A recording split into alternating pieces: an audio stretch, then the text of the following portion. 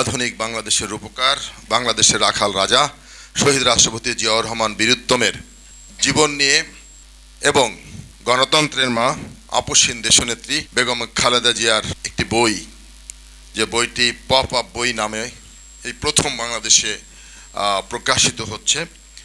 এই বই দুটির প্রকাশনা উৎসব উপলক্ষে আজকের এই আয়োজনের সম্মানিত সভাপতি, উপস্থিত মাননীয় প্রধান অতিথি, গণপ্রজাতন্ত্রী বাংলাদেশ সরকারের মাননীয় তথ্য সম্প্রচার মন্ত্রণালয়ের দায়িত্বে নিয়োজিত মাননীয় প্রতিমন্ত্রী জনাব ইয়াসির খান চৌধুরী, সাবরিনা শুভ্রা ভাবি অনেক অর্থাৎ বহুমুখী গুণের অধিকারী একজন নারী।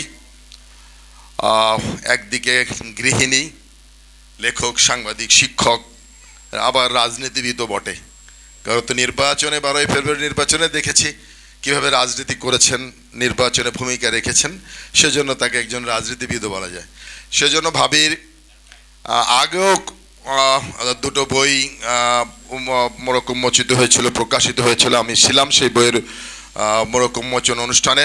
ভাবিকে শুধু বলবো, ভাবি আপনি লিখবেন, আপনার এই লেখার মধ্য দিয়ে আপনার মধ্যে যে প্রতিভাগুলো রয়েছে সেগুলো বিকশিত হবে এবং আমরা এবং আমাদের নতুন প্রজন্ম এই বইগুলো পড়ে উপকৃত হবে। আমি মনে করি নতুন প্রজন্মের জন্য আপনি যে বই দুটি লিখেছেন, আমাদের শিশুরা এই বই দুটি পড়বে এবং আমরা যে আদর্শে বিশ্বাস করি, বাংলাদেশি জাতীয়তাবাদ, আমি বিশ্বাস করি এই বইগুলো পড়ার মধ্য দিয়ে আমাদের শিশুদের মনে শহীদ রাষ্ট্রপতি জিয়াউর রহমান এবং খালেদা জিয়া সম্পর্কে একটি ধারণা হবে এবং সেই ধারণা থেকে আমাদের যে আদর্শ বাংলাদেশি জাতীয়তাবাদের শিকড় বাংলাদেশের মাটির গভীরে পতিত হবে বলে আমি বিশ্বাস করি।